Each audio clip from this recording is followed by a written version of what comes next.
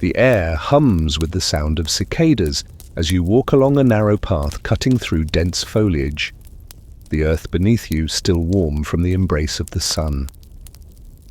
To your right, a towering volcano exhales a faint ribbon of smoke into the sky, its slopes dark and fertile, covered with patches of maize and coffee shrubs that haven't yet dominated the land. You pause, feeling the weight of the humid air, and it almost whispers the story of a land both blessed and burdened. El Salvador, in the late 18th century, is a place where the earth itself seems alive, ready to rumble, just like the people who toil upon it. Before we begin, if this little corner of calm has brought you any comfort, feel free to like the video and subscribe only if it feels genuine to you. No pressure. I'd also love to hear from you. Just drop a comment with where you're listening from and what time it is. It's always special to know we're all quietly gathered here from different corners of the world like a family, scattered but still connected. All right, let's ease into the story together. As you step into a colonial town, the contrast hits you sharply. Cobblestone streets weave around whitewashed houses, each with its red-tiled roof glistening in the sun. The smell of wood smoke mingles with the tang of freshly tanned leather and the faint, sweet scent of indigo dye drying on racks in the distance. At the center of this world stands the Spanish colonial administration, an imposing structure that somehow looks both elegant and oppressive. From here, viceroys and governors dictate laws written far away in Madrid, their authority backed by soldiers whose boots echo in every plaza. To the local indigenous populations, many of whom have been forced into new settlements or labor systems, this place is a daily reminder of the power that has reshaped their lives since the conquest centuries earlier. You pass by a small church where a priest gives a sermon in Spanish, a language that not everyone understands fully. The native languages still hum in the markets and in the countryside, clinging to survival despite the efforts of missionaries to erase them. The bells of the church toll, announcing the beginning of another day under the rhythm of colonial control. It's not all suffering, not in the way dramatic movies might show it. Rather, it's a steady pressure like the heat of the sun that never quite lets up, shaping every choice people make. Historians still argue whether this slow squeeze or sudden political sparks were more decisive in pushing the region toward independence, but you can feel both forces already simmering here. On the edges of town, you see workers trudging under baskets of goods. Coffee is still a minor crop, but cacao and indigo reign supreme. The land gives generously, but the wealth flows up and out, filling the pockets of Spanish elites and merchants, rather than those who actually coax life from the soil. There's an irony here. The beauty of the landscape, with its lush valleys and lakes reflecting volcanoes, hides a reality where opportunity is sharply divided. Still, amid the grind of daily survival, people find moments of joy. A boy chases a chicken across a courtyard, women laugh as they weave colorful textiles, and a guitarist strums a gentle tune by the roadside. Even in a system designed to control life, refuses to be fully subdued. Walking farther into the countryside, you pass small indigenous villages where traditions persist stubbornly.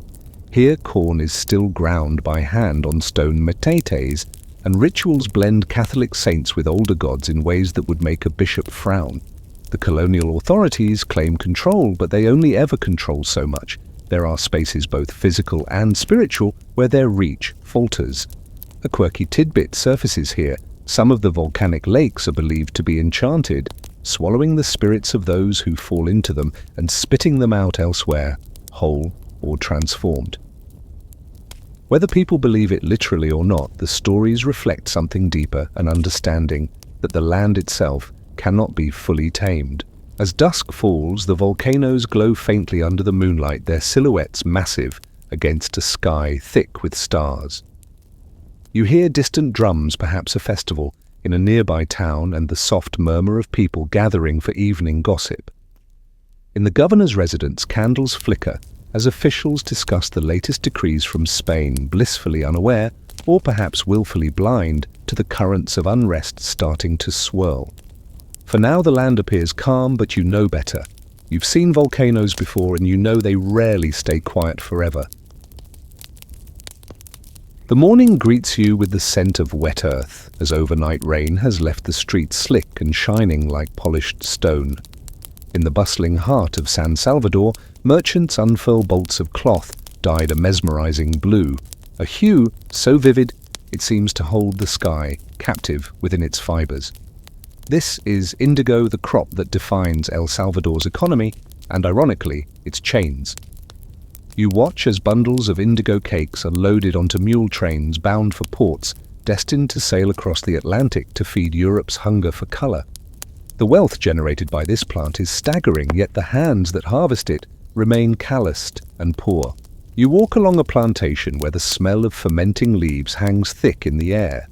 Indigenous workers bent under the sun stir vats of indigo sludge with wooden paddles.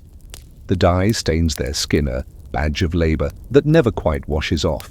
For the local elite, many of them Creole descendants of Spaniards born in the Americas, indigo is a golden ticket financing their lavish houses and political ambitions. For the workers, it's a cage, low wages, harsh conditions and debts that pass from one generation to the next. Historians still debate whether this economic exploitation alone sparked the first whispers of rebellion, or whether it was simply the backdrop to deeper currents of political frustration. As you pass through a nearby hacienda, you overhear a heated conversation between the owner and a traveling merchant. Prices have dipped, taxes have risen, and the Crown's officials seem to take more than they give. There's tension in the air, a quiet recognition that the system might be cracking at its edges. Even some landowners grumble against Spain, though they do so behind closed doors, careful not to attract unwanted attention from colonial spies. In the town square, a priest speaks softly to a small group gathered beneath the shade of a ceiba tree. His words weave together religious devotion with subtle hints of injustice, cloaked enough to avoid accusations of sedition, but clear enough for those listening closely. It's a strange moment you realize the church, which has long been a pillar of colonial power, also harbors figures willing to question the order they serve. One of them, Father José Matías Delgado, will soon step boldly into the pages of history, but for now he plants seeds of thought in the minds of his flock. Nearby children chase each other, their laughter echoing against the church walls. A woman sells pupusas sizzling on a clay griddle, their aroma a comforting reminder that life persists even under oppression. You bite into one, feeling the warmth of the mesa and the tang of cheese, and you almost forget the tension simmering under the surface almost. Then a soldier walks by, his musket glinting in the sun, and the mood shifts. Conversations hush, eyes lower, and the plaza holds its breath until he disappears into a side street. The colonial order asserts itself not just through laws, but through these quiet moments of fear. As the sun dips low, the indigo vats cool, and workers shuffle home to their humble dwellings. The dye glows faintly under the fading light, as if mocking those who labor for its brilliance. You can't help but feel that this beautiful blue carries a dark truth. It enriches Spain and the elite, while leaving behind a sea of resentment that no royal decree can fully contain.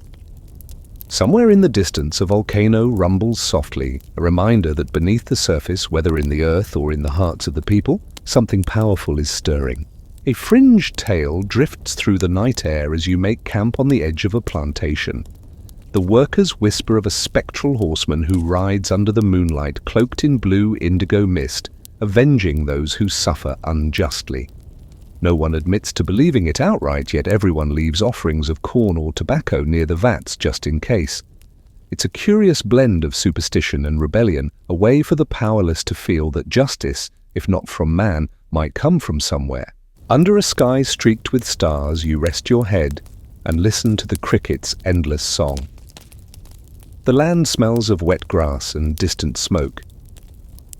In the silence, you sense an undercurrent of change.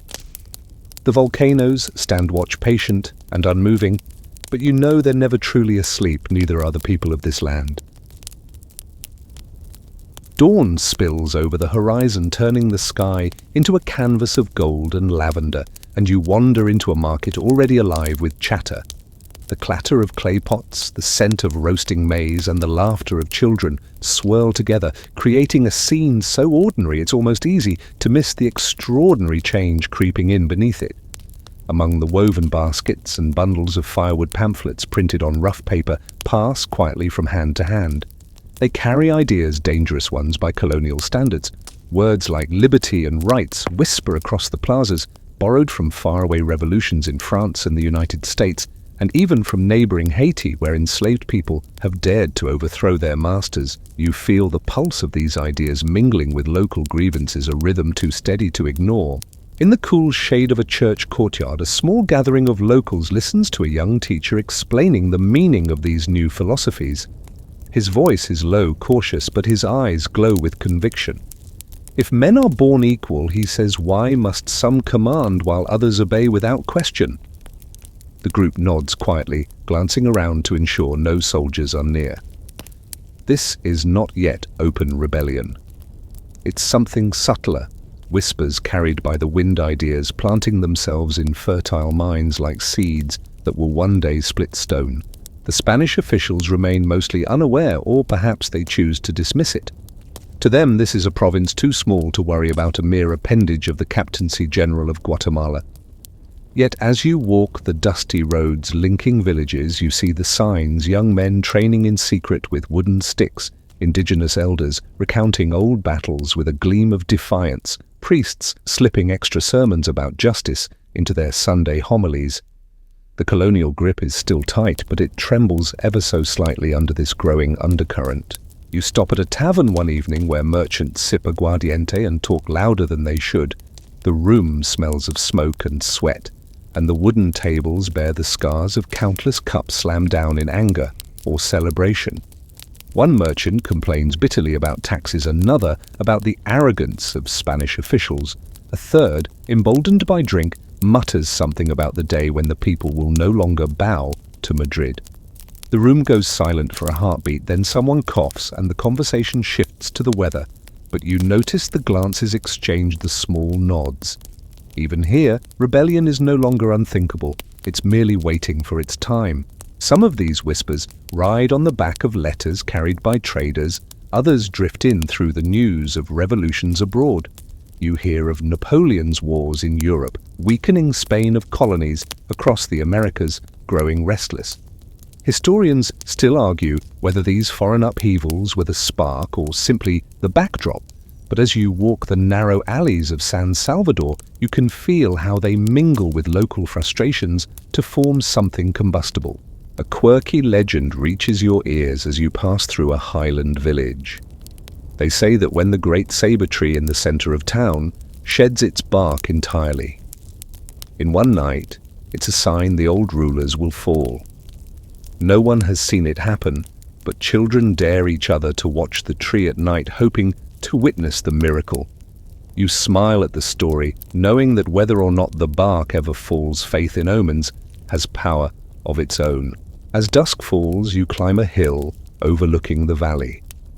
The volcanoes stand like silent sentinels, their peaks veiled in mist. In the village below, lights flicker in windows, and somewhere a drum beats softly, its rhythm steady and sure. The air feels thick with expectation, as if the land itself is holding its breath. Somewhere in those houses, plans are being whispered, plans that will soon rise into shouts. You sense it clearly now. The storm is coming not from the sky, but from the hearts of those who have waited too long for freedom. The night deepens, filled with the hum of insects and the faint glow of fireflies. You lie beneath the stars, listening to the land's quiet song, and you can almost hear the future stirring. Soon those whispers will grow louder. Soon the people will no longer just talk, they will act.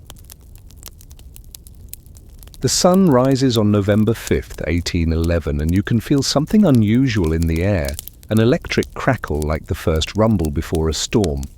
The streets of San Salvador buzz with rumors that have raced ahead of the dawn. You step into the plaza and see townsfolk moving with a purpose they've never shown before. Merchants pack away their goods early, mothers clutch their children tightly, and young men gather in corners, speaking in hushed but urgent tones. Over at the church of La Merced, the bells begin to ring, not for a mass, but as a call to action. Their echoes spill into every street, weaving a thread of defiance through the morning air. You watch as Father José Matías Delgado, a man with calm eyes but a fierce spirit, steps forward to face the crowd. His voice carries across the plaza, strong and steady. It is time to throw off the yoke that has weighed upon us for too long. The people cheer, some hesitantly, others with a roar that surprises even themselves. This is no quiet protest. This is rebellion. Indigenous farmers, Creole landowners, priests and townsfolk alike surge forward, united by the raw conviction that they deserve to govern their own lives. You see a few muskets raised, but mostly it's machetes, sticks and whatever tools they can find. The weapons may be crude, but the resolve in their faces is sharp as any blade. As the crowd swells, they march to the colonial government buildings, their footsteps pounding like drums of war. Spanish officials caught off guard scramble to respond. You can hear the clatter of soldiers' boots echoing from distant barracks, but for now, the uprising moves faster than fear. Windows rattle, shouts fill the air, and the tension of centuries seems to burst like a dam. You catch glimpses of women hurling stones, children carrying messages through the chaos, and old men standing guard at street corners with pitchforks. For a brief, breathtaking moment, the people own their city. The Spanish flag is torn down, replaced with one of improvised design, a symbol of defiance fluttering against the blue sky. You stand in awe as the plaza erupts in celebration. People embrace, laugh, cry, and pray all at once. The volcanoes loom in the distance, their peaks veiled in smoke, as if nature itself approves of this eruption of human will. Yet you can't help but notice that the joy is edged with nervousness. The uprising has been bold, but it is fragile. As night falls, torches light the streets, casting flickering shadows that dance like spirits across the walls. In the governor's former residence, rebels plan their next moves, but disagreements already ripple through the room. Some want to negotiate, others demand full independence at once. Historians still argue whether this moment was meant to be a revolution or simply a plea for autonomy under fairer terms. You sense that even among the rebels, unity is as volatile as the volcanoes surrounding them. Outside, soldiers loyal to Spain regroup, preparing to strike back. You hear the distant clatter of hooves on cobblestones and the low murmur of orders barked in the night. The rebels know they cannot hold San Salvador indefinitely, but they do not flee. They light more torches, sharpen their blades, and brace for what comes. A curious detail catches your eye. Amid the turmoil in one corner of the plaza, a boy carves something into the wall with a piece of charcoal.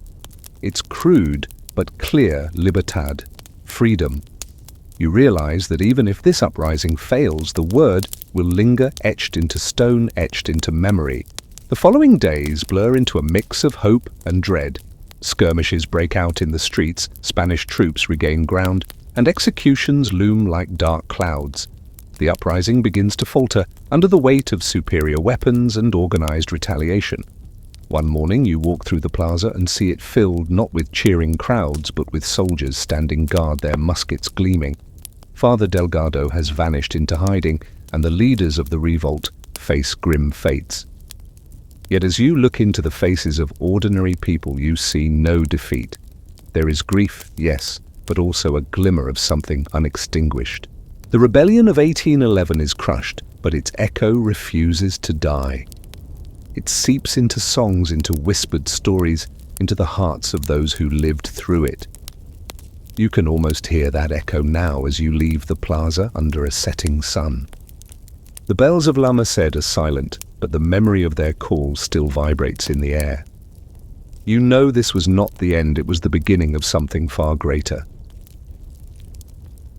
The silence after the storm feels heavier than the storm itself. You walk through the streets of San Salvador weeks after the uprising, and it is as if the city holds its breath. The Spanish authorities have reasserted control with an iron grip, their soldiers patrolling the plazas with muskets at the ready. The cobblestones that once echoed with the footsteps of rebels now clatter under the boots of colonial troops. The scent of fear lingers like smoke, and you can sense it in every cautious glance, in every conversation cut short when a soldier draws near. Those who dared to lead the revolt face harsh punishments. Some have been executed, others imprisoned, and many driven into hiding. Father José Matías Delgado remains a fugitive, his name whispered with a mix of admiration and fear. The colonial officials intend these measures as a warning, a show of power to remind the people who still holds the reins. Yet repression has a strange way of fermenting rather than extinguishing rebellion. You see it in the way women gather to share stories at wells, their voices low but their eyes bright, and in the way men linger by the fields at dusk, speaking softly of what was lost and what still might be won. Historians still argue whether the 1811 uprising was a failure or a success in disguise. It did not overthrow Spanish rule, but it shattered the illusion that such rule was unshakable. The authorities themselves seem to sense it. Their decrees grow harsher, their demands heavier, as if they hope to crush not just bodies, but spirits. Taxes rise, forced labor increases, and any whiff of sedition is met with brutal force. But fear cannot erase memory, and memory cannot be locked away. As you travel through rural villages, the scars of the rebellion appear in unexpected places. An old man carves small wooden crosses for those who died, placing them at the edges of fields where they catch the sunlight. A young woman hums a song that tells the story of the bells of La Merced, her voice so soft it barely stirs the air. Children play games where they pretend to chase away Spanish soldiers, their laughter mingling with the evening breeze. These acts may seem small, almost invisible, but they carry the weight of defiance. One evening you stop at a remote hacienda, where the owner, a Creole sympathetic to the rebels, pours you a cup of strong coffee. He speaks quietly about how the rebellion has changed everything. The people have seen that Spain can bleed, he says, staring into the flames of his hearth. Even if they silence us now, they cannot silence what we have learned. His words hang in the air, as steady as the crackling fire. Beyond human struggles, the land continues to speak its own language. The volcanoes, ever patient, release occasional plumes of smoke, as if reminding everyone that beneath the surface, nothing is truly calm. You recall a local legend told by a child: the volcano Izalco will one day erupt, not just with fire, but with the voices of all who died fighting for freedom, shaking the heavens until justice is done. A fanciful tale, perhaps, but it feels oddly fitting. The Spanish crown, far away across the ocean, is itself in turmoil. News drifts in of Napoleon's occupation of Spain, of a king in captivity, of revolts and wars in Europe. These cracks in the empire only deepen the unease in the colonies. For now the soldiers in the plaza may look strong, but you sense the foundations beneath them are crumbling. As you leave San Salvador under a moonlit sky, you pass by La Merced Church.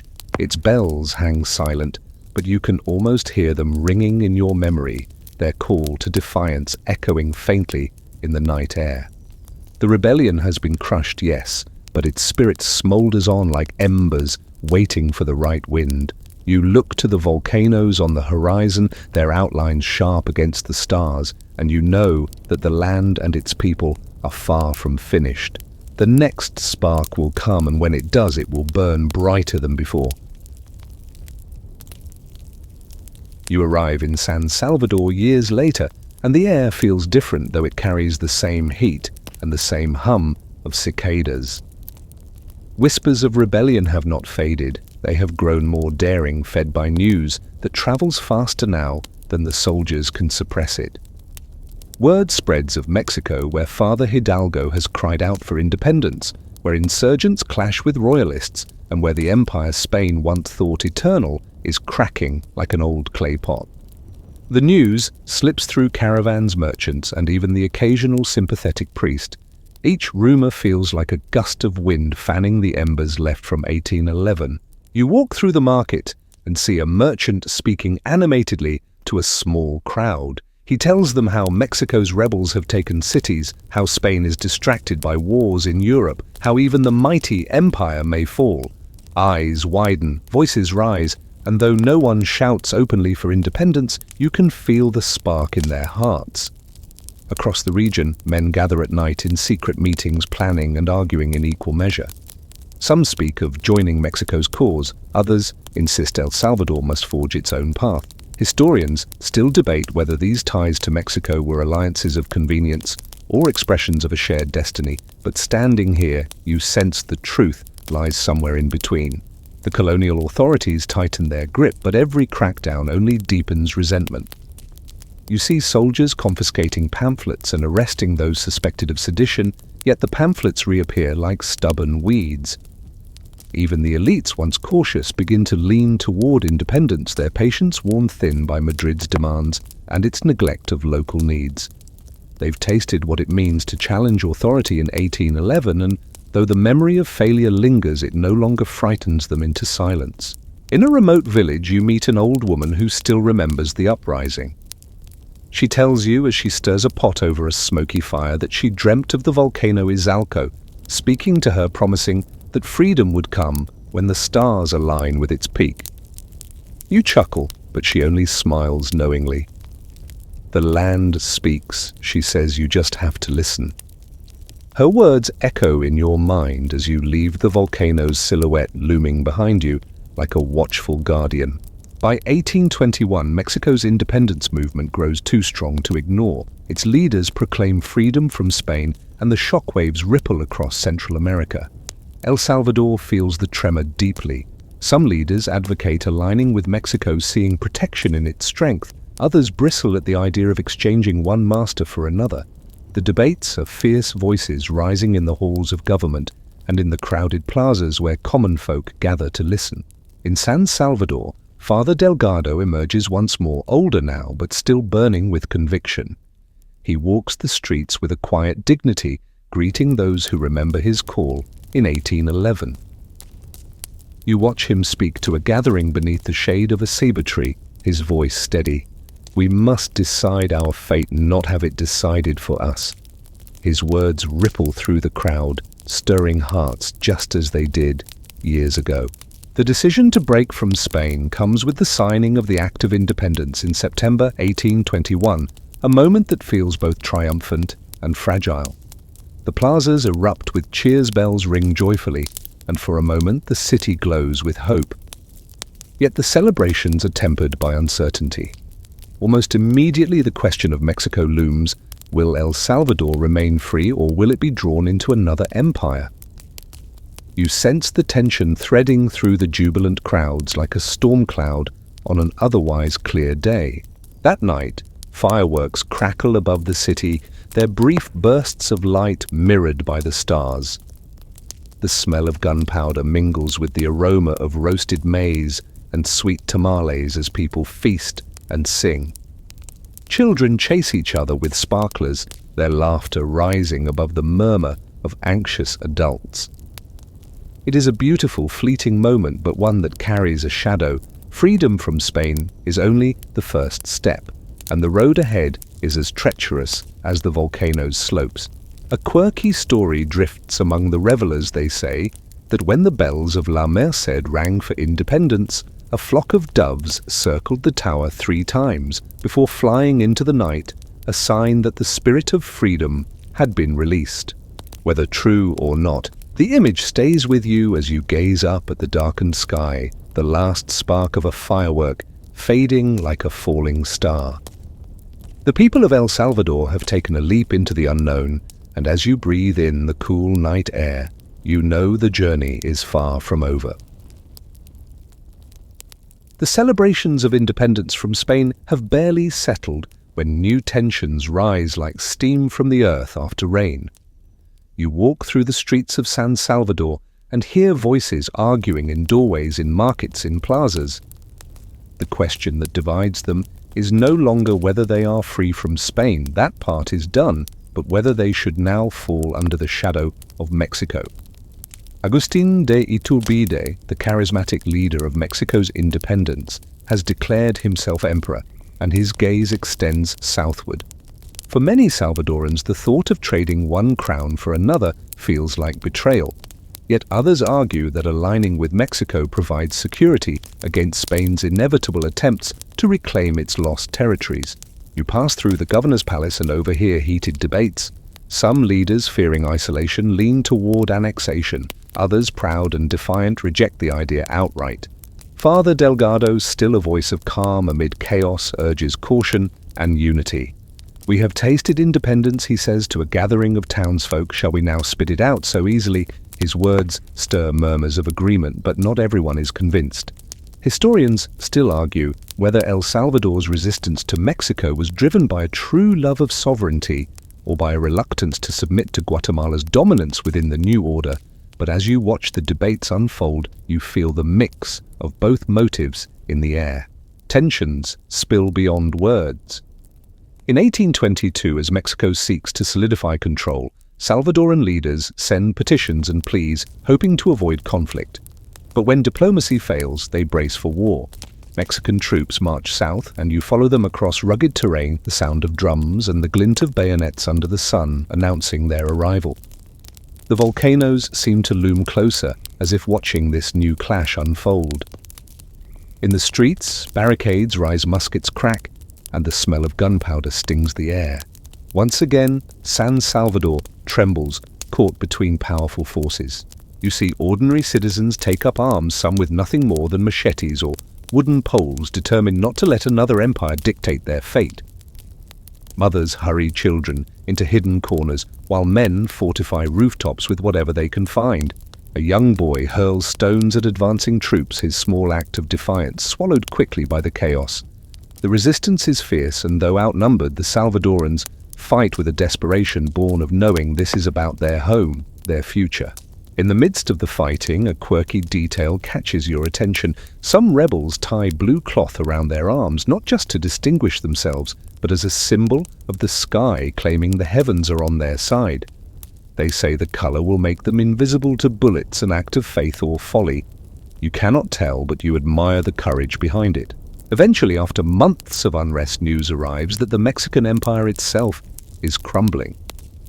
Iturbides's rule falters, his empire dissolving under the weight of its own contradictions. The Mexican troops retreat, leaving Salvadorans weary but unbowed. The sense of victory is muted, not a triumphant cheer, but a relieved sigh. They have resisted one master, only to see another vanish.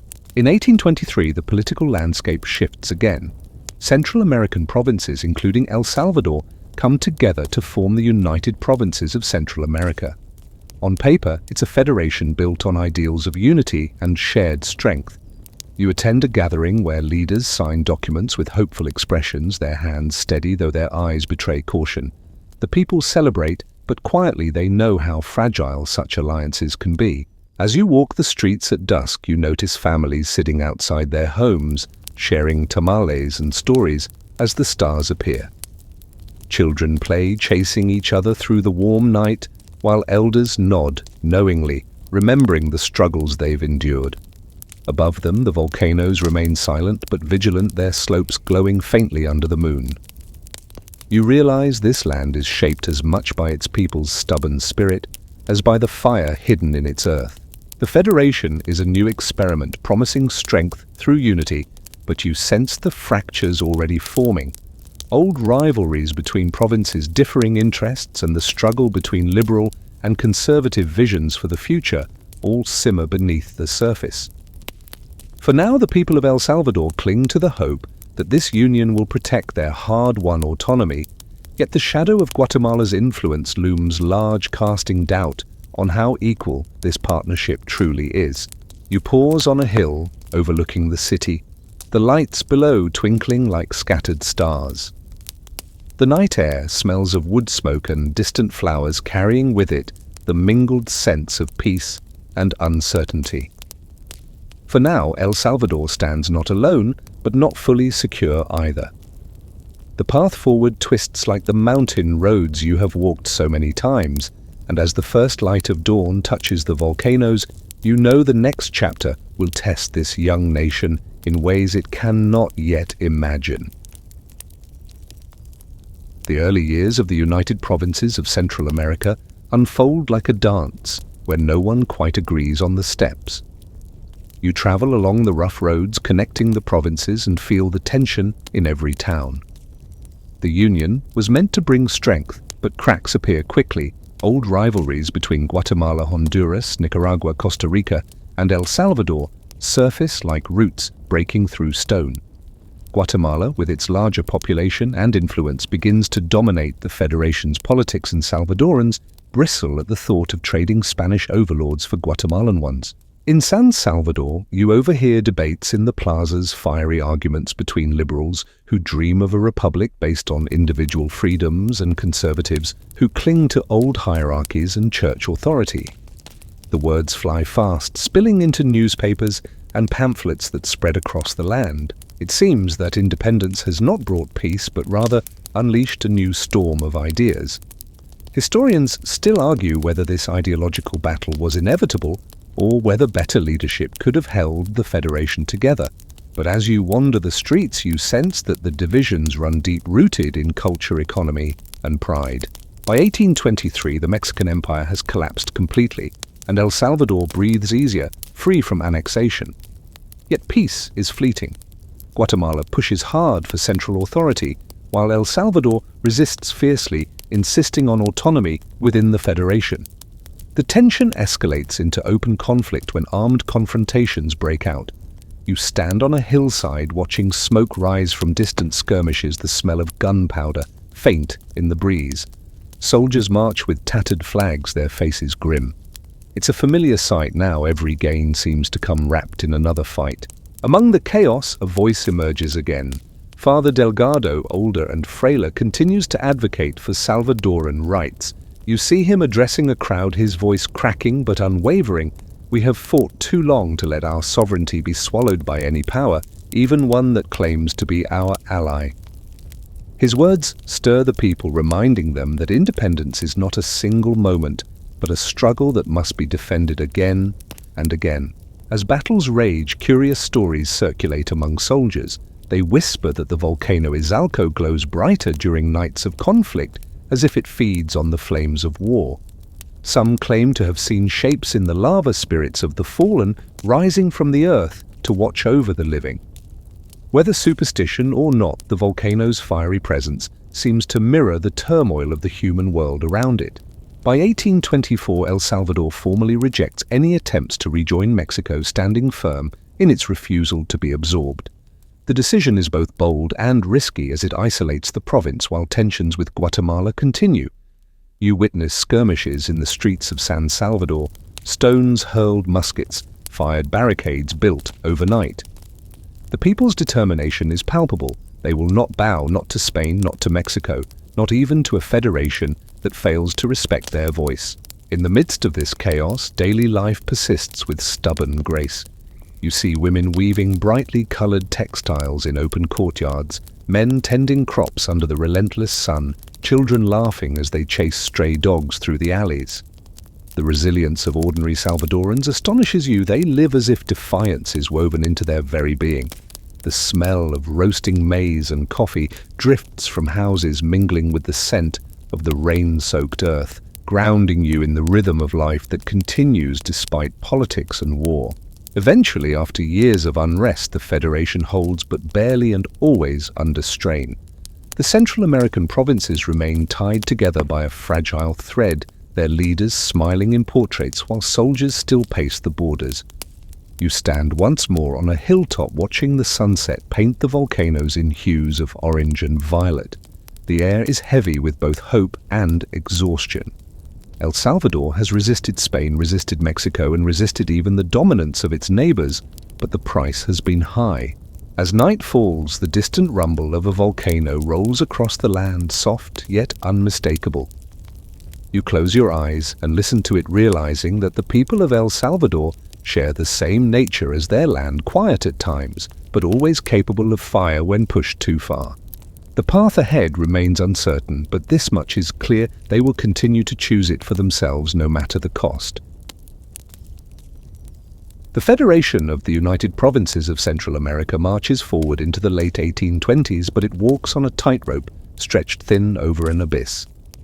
You travel through the countryside where farmers till the soil under the watch of distant volcanoes, while in cities, tension hums in the air like a taut string.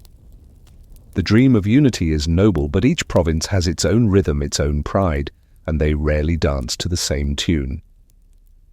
El Salvador, ever stubborn, pushes back against attempts by Guatemala to centralize power, sparking frequent confrontations that blur the line between political disagreement and outright war.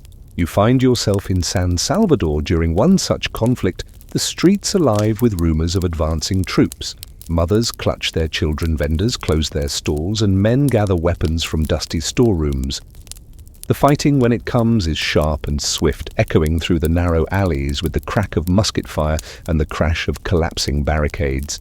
The air smells of gunpowder and fear, but also of determination. The Salvadorans fight not out of love for chaos, but because they will not allow themselves to be ruled by another's decree. Despite the chaos, moments of hope glimmer. In 1824, the Federation adopts a liberal constitution promising freedoms and rights that inspire many. You hear speeches delivered with passion, voices declaring that Central America will be a beacon of Republican ideals. For a time, the optimism feels genuine. Flags flutter, bells ring, and children wave ribbons as parades march through the streets. But the optimism soon fades under the weight of reality. The new freedoms are unevenly applied, and political factions bicker endlessly. Historians still argue whether this constitution was too ambitious or simply too fragile to survive the region's deep divisions, but as you watch the leaders quarrel, the answer seems painfully clear. Meanwhile, the rural areas remain largely untouched by political debates. You walk through villages where life continues with the slow rhythm of planting and harvest, where the news of constitutions and decrees matters little compared to the daily struggle to feed a family. Yet even here the winds of change blow. Farmers grumble about taxes, about land disputes, about the distant politicians who seem to fight among themselves while offering little to those who work the soil. The seeds of future unrest are quietly planted in these fields. Quirky legends keep the spirit of defiance alive. In one town, people whisper about a hidden cave where rebels from the old uprisings hid treasures and weapons, waiting for the day they would rise again. Children dare each other to search for it, their laughter ringing through the hills. Whether the cave exists or not, the belief in it fuels the idea that resistance is never truly gone. It simply sleeps waiting for the right moment to awaken. By the late 1820s, conflict within the Federation intensifies. You watch as armies march once more across the mountains, their flags bright against the misty peaks. The battles are brutal but strangely quiet in their aftermath, leaving towns scarred, yet unbroken. The volcanoes loom over it all, their smoke curling lazily into the sky, as if mocking the fleeting struggles of men. In 1829, liberal forces gain power across the Federation, and for a moment it seems the tide might turn. New reforms are promised aimed at breaking the power of conservative elites and modernizing society. El Salvador aligns with these liberal movements, but the harmony is short-lived. The conservatives regroup, tensions flare, and the cycle of conflict resumes. The Federation begins to feel less like a union and more like a fragile truce held together by sheer will. You stand in a plaza as news spreads of yet another battle, won another treaty, signed another promise of peace. The people cheer, but their smiles are tired. They have seen too many promises dissolve into ashes. You glance at Father Delgado, now a frail old man, as he walks slowly across the square, greeted with respect by all who pass. His life seems to mirror the country's story, worn by struggle, but never broken. As the 1830s approach, you feel the weight of inevitability settling over the land. The Federation's ideals are noble, but its reality is crumbling. El Salvador continues to fight for its voice, its autonomy, its very soul within this union. You look to the horizon where the volcanoes stand their peaks, glowing faintly in the twilight, and you know that when this fragile structure finally falls, El Salvador will still stand scarred. Yes, but as fiery as the earth beneath it. The night sky stretches above you, filled with stars that have watched empires rise and fall. You lie back on the cool grass, listening to the distant murmur of the city and the quiet rumble of a volcano far away. The Federation may not last, but the spirit of the people endures, waiting for the day they will finally stand alone, free of every chain. The early 1830s drift in like a mist that hides the mountains, only to reveal them again, uncertain, shifting, and full of quiet tension. You walk through San Salvador and sense the weariness in the people's faces, a fatigue born not only from battles, but from the endless tug-of-war between rival visions for their future. The United Provinces of Central America, once a hopeful federation, is unraveling thread by thread. Guatemala asserts its authority, Honduras and Nicaragua waver, and El Salvador, ever defiant, refuses to bow to anyone's will. The Union's promise of equality is dissolving into bitter disputes.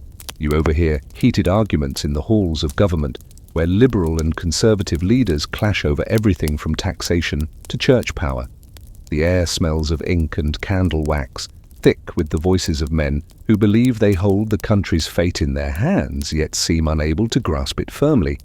Outside, soldiers polish muskets, preparing for yet another conflict that feels as inevitable as the rains.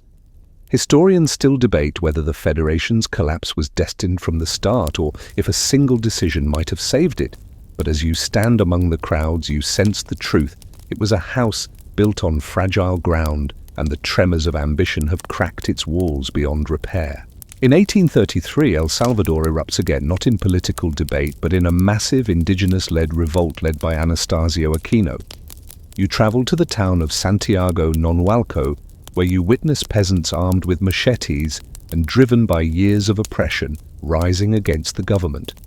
They march under banners not of grand ideology, but of simple, raw demands: justice, land, dignity.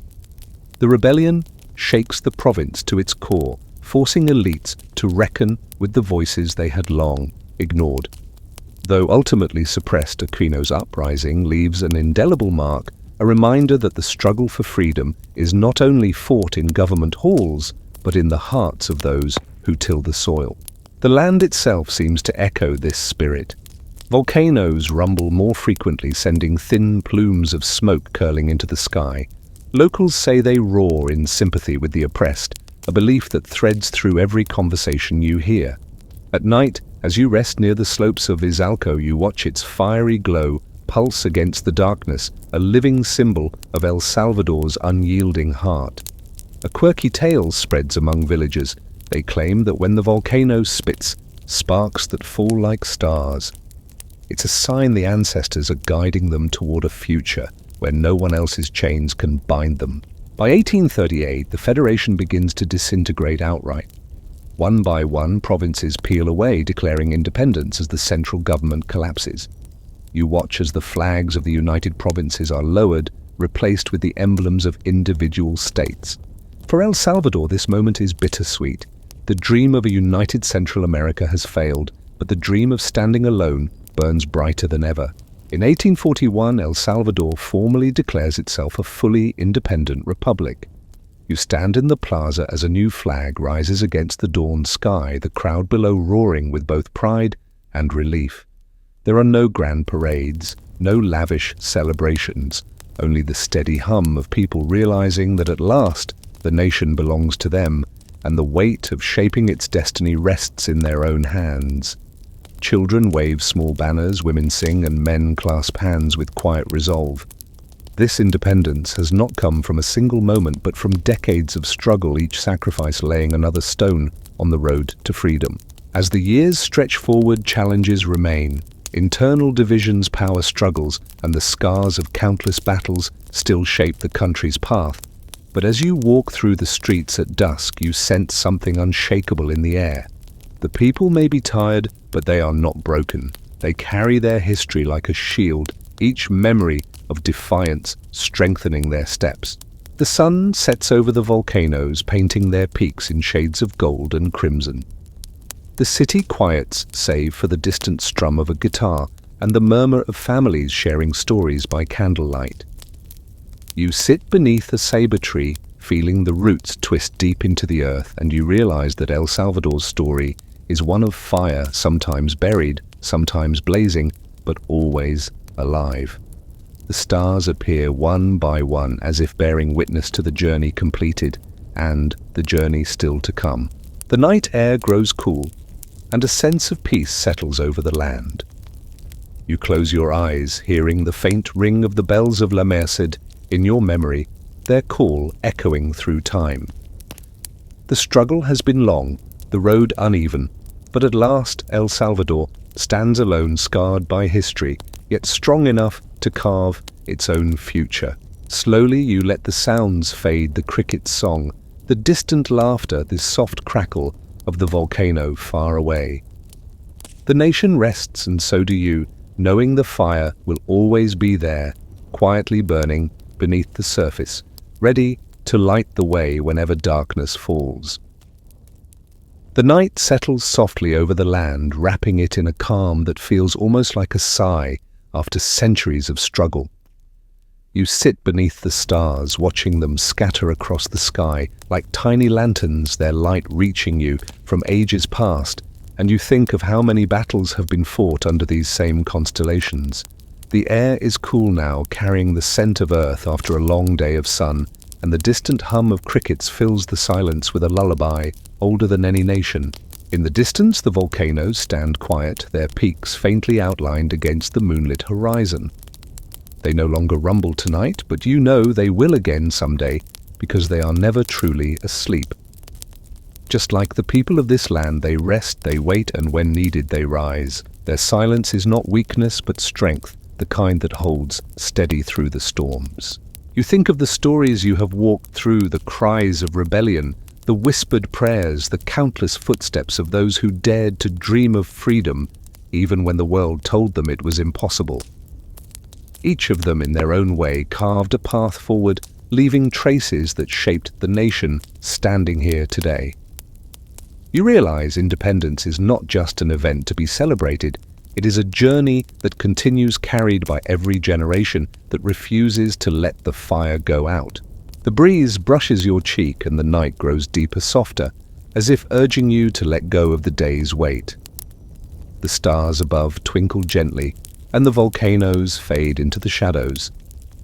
With a final glance at this land that has endured so much, you close your eyes and let the calm surround you, knowing that in the heart of El Salvador, the flame of freedom will never die.